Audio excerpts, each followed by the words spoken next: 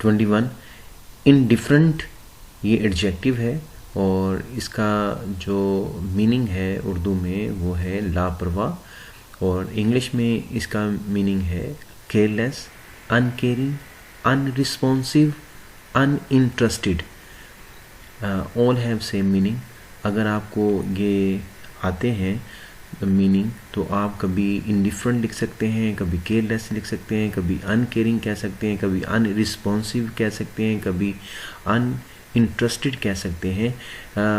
अगर ये इस तरह के मीनिंग चाहे एक करें चाहे ये चारों करें, इस तरह आपकी वोकैबुलरी में बहुत ज़्यादा इजाफा होगा और आपको सिनोनिम्स आएंगे, डिफ़िकल्ट वर्ड्स के मीनिंग आएंगे।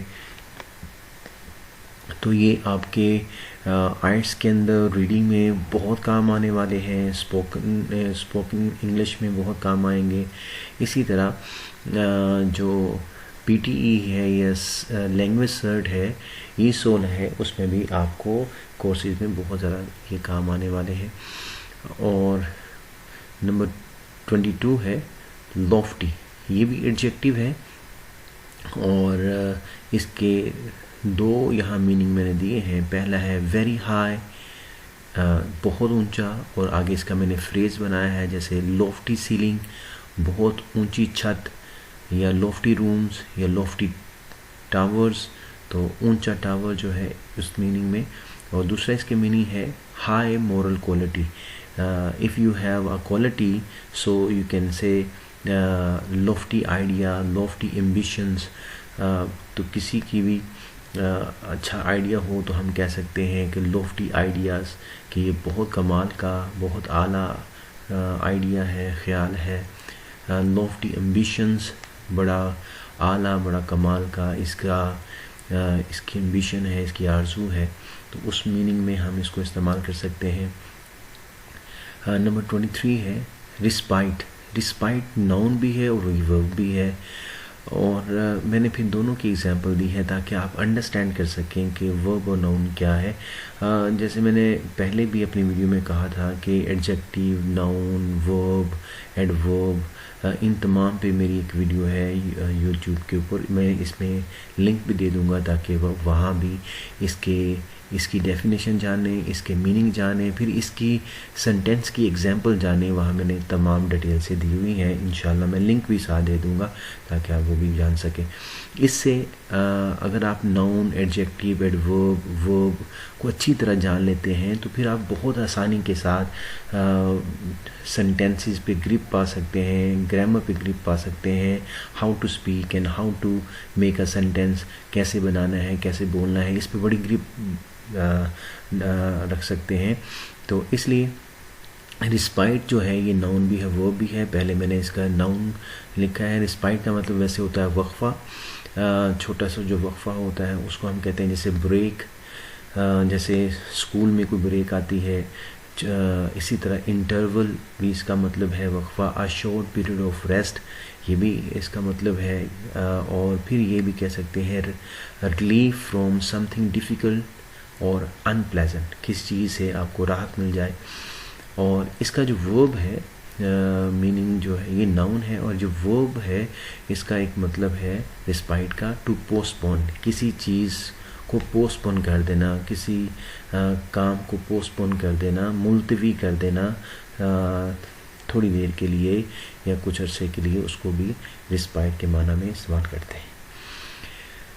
24 है लाएबल, ये भी एडजेक्टिव है और इसके 3 मतलब मैंने यहाँ पे दिए हुए हैं। लाएबल का मतलब ऐसे ज़िम्मेदार होता है, जैसे रिस्पॉन्सिबल, आंसरेबल, अकाउंटेबल। जैसे you are liable, you are responsible, you are answerable, you are accountable, इस मीनिंग में हम इसको इस्तेमाल कर सकते हैं। और इसी तरह राइट ऑफ, जैसे मैंने मीनिंग इसके बताया, अगर आप इसमें डिफ़िकल्ट वर्ड्स जो यहाँ दिए हैं इसके अगर आप खुद जुमले इंग्लिश में बनाएं तो उससे भी आपकी काफ़ी इम्प्रूवमेंट आएगी। मैं कोशिश करूँगा हर एक का छोटा छोटा एक जुमला भी, एक सेंटेंस भी आपको यहाँ बना के दूँ। राइट ऑफ ये वर्ब है और इसका मतलब है to cancel a date. Date का मतलब कर्जा होता है, बी लिखा जाता है लेकिन ये साइलेंट है, डेट पढ़ेंगे इसको। यानी कर्जा माफ़ करवाना, कैंसिल करवाना। और एक इसका मतलब है टू डैमेज समथिंग बैडली, यानी किसी कारोबार का या किसी चीज़ का बहुत बुरी तरह से ख़राब हो जाना या वो डैमेज हो जाना, उसको भी हम बोलते हैं राइट ऑफ। जैसे इसका सेंटेंस बनाना हो राइट ऑफ का, तो आप कह सकते हैं कि don't write off my date.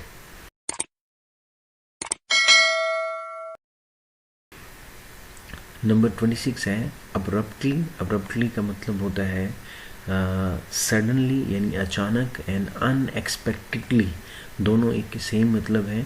Abruptly भी कह सकते हैं, अचानक, सडनली भी कह सकते हैं, अनएक्सपेक्टेडली भी कह सकते हैं। ये एडवर्ब है और अचानक के माना में इस्तेमाल होता है। जैसे सेंटेंस बनाना हो, आप कह सकते हैं कि abruptly I saw a snake in the jungle, मैंने जंगल में एक सांप देखा।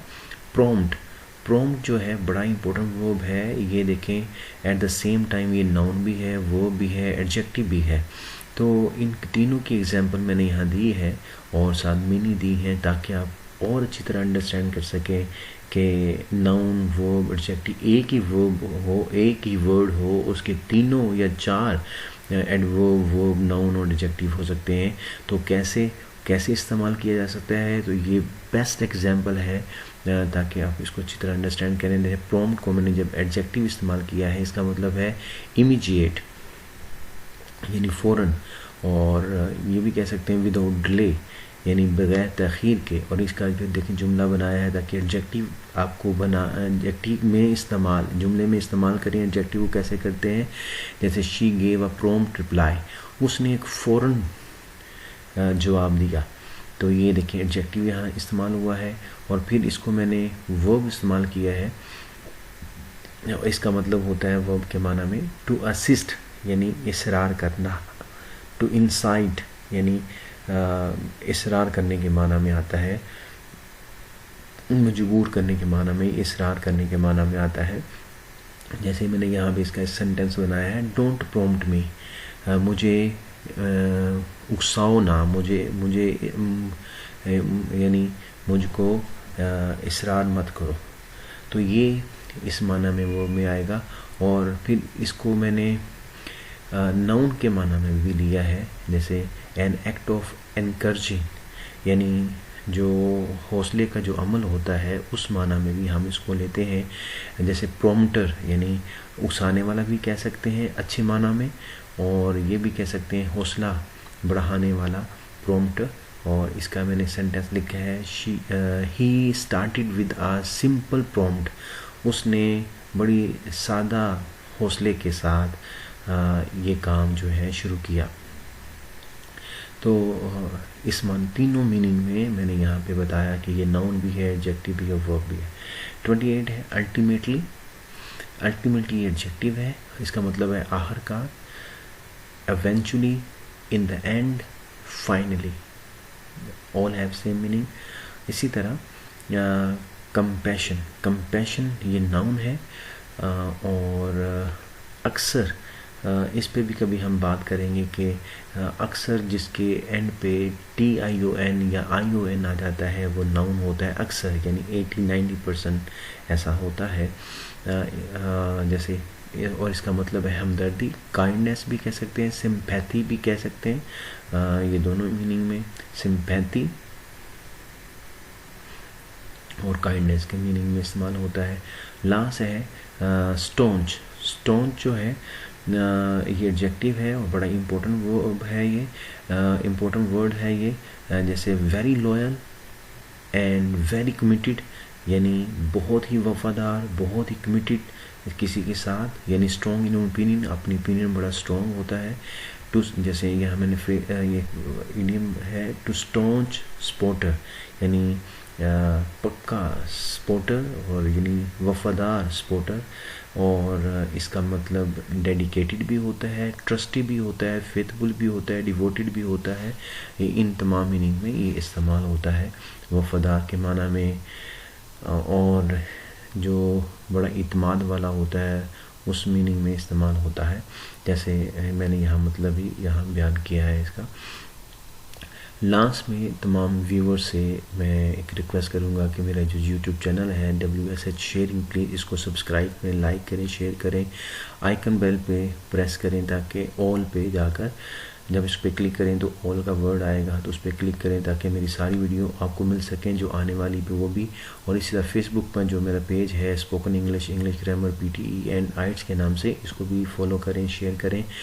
और मेरी 188 के करीब वीडियो आ चुकी हैं जिसमें स्पोकन इंग्लिश के बहुत सारे लेक्चर हैं, फिर इसमें वोकेबलरी के हैं, फिर इसी तरह आइट्स की राइटिंग के ऊपर आ रहे हैं, और फिर जो है ग्रामर के ऊपर बहुत सारे मेरे टेंसेस के, पैसिव वॉइस, एक्टिव वॉइस के, और बहुत सारे जो है लेक्चर जो हैं वो आ चुके हैं। इसी तरह स्पोकन इंग्लिश में 100 के करीब मेरे क्वेश्चन जो हैं आ चुके हैं। तो आपसे रिक्वेस्ट है कि आप प्लीज़ इसको लाइक करें, शेयर करें, फॉलो करें। Thank you very much.